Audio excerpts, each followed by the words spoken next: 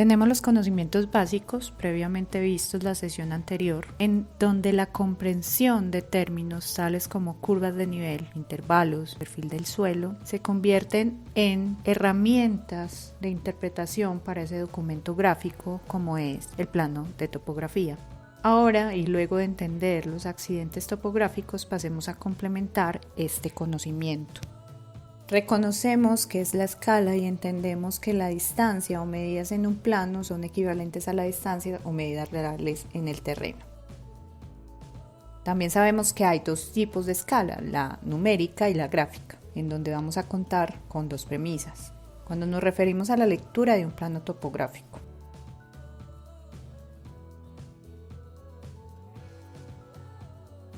La primera premisa será que entre más pequeño sea el número de la escala, más detalle tendrá el plano, pero más pequeño será el área de estudio.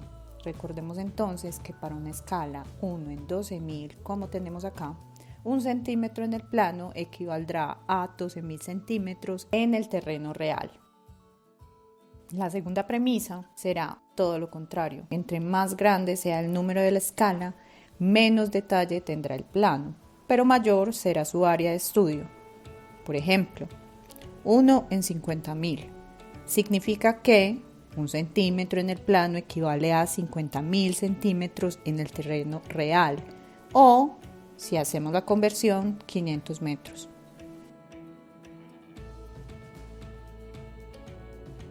De esta manera podemos ver claramente las diferencias entre lo que muestra una escala y otra.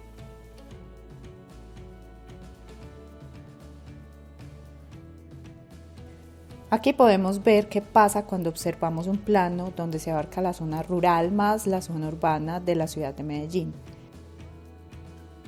Hablamos de una escala 1 en 35.000.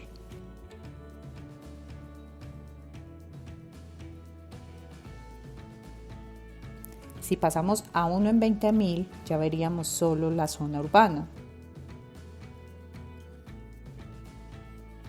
Y si seguimos disminuyendo ese número a 1 en 6.000, por ejemplo, empezamos a detallar las comunas. Y así podríamos ir haciendo zoom a los planos para ver mucho más detalle. Está la escala gráfica, que es aquella barra que representa una distancia real en el plano y que por lo general será encontrada en cualquier plano topográfico. Esta resulta bastante útil, ya que por medio de un pedazo de hilo o tira de papel,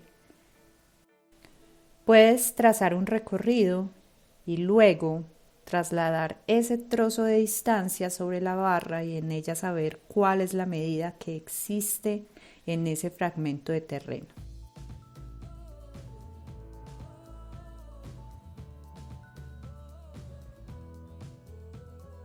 Ahora vamos a saber cuál es esa información básica que cualquier plano topográfico nos va a mostrar.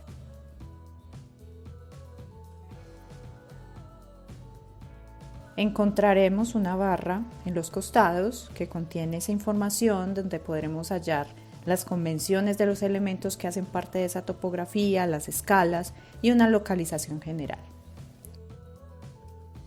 Las convenciones nos mostrarán qué tipo de carreteras hay, si hay vías de tren y según el tipo de topografía, qué otros elementos especiales podrán ser encontrados allí.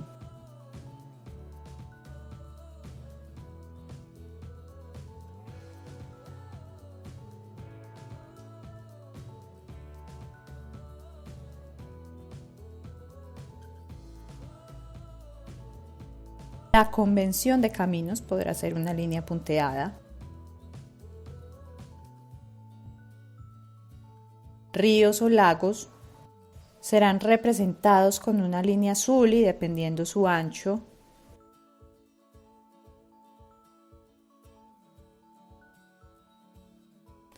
Las zonas boscosas serán grandes manchas verdes que indicarán la densidad de la vegetación.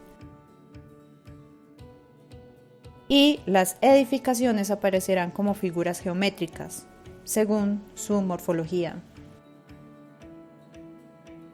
Teniendo clara la parte gráfica, llegamos finalmente a la orientación y sus componentes.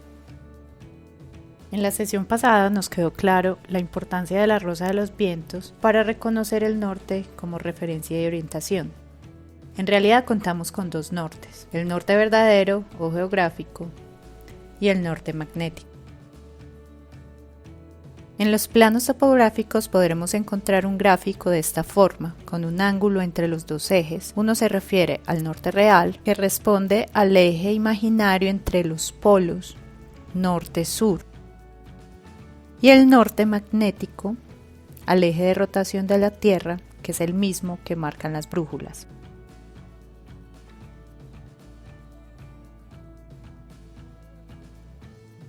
Entendiendo esto, pasemos a definir los dos sistemas que nos indican dirección, como lo es el rumbo y el azimut. Rumbo se entiende como el ángulo agudo que forma una trayectoria con la línea norte-sur. Representa segmentos de distancia en el plano de 90 grados. Es decir, el rumbo se moverá por cuadrantes. Norte, dirección oriente, oeste.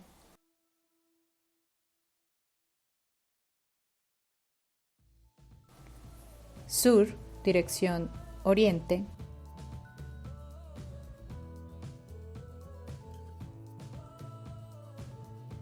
Sur, dirección occidente o oeste.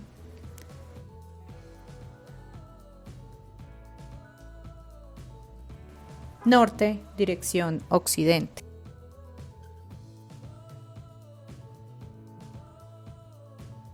Como podemos observar, son 4 cuadrantes los cuales los 2 superiores responden al norte y los 2 inferiores al sur. Así, si tuviéramos que trazar la trayectoria A y B, lo primero que debemos saber es el ángulo que forma con respecto al eje norte. Desde ahí se medirá. Y la manera de nombrar el rumbo será mencionando primero el cuadrante en el que se encuentra, norte o sur, en este caso sería norte, luego el ángulo con respecto a este eje y por último la dirección que sería oriente. Entonces, rumbo AB sería igual a N 30 grados oriente.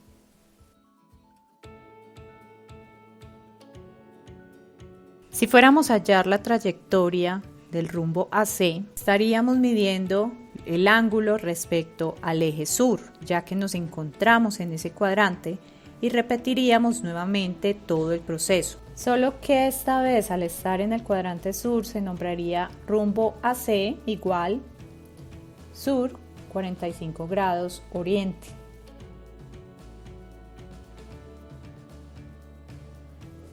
Para el rumbo AD mediríamos nuevamente desde el eje sur, encontraríamos el ángulo y lo nombraríamos. Sur, porque seguimos en el cuadrante sur, 15 grados occidente, porque la trayectoria tiene como dirección occidente. Recordemos, estos ángulos nunca serán mayores a 90 grados, ya que responderán al cuadrante que se encuentre. El azimut, a diferencia del rumbo, es aquella trayectoria que toma el norte como referencia y se mueve en el sentido de las manecillas del reloj, abarcando los 360 grados. De esta forma tendremos trayectorias de 0 grados a 90, de 91 a 180, de 181 a 270 y de 271 a 360 grados.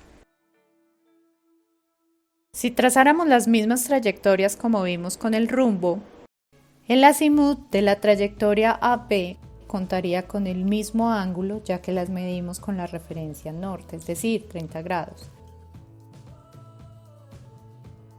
Solo que la manera en que lo nombramos sería azimut AB igual a 30 grados. Para el azimut AC mediríamos desde el eje norte hasta la trayectoria, teniendo como resultado 135 grados. Lo nombramos entonces azimut AC igual 135 grados.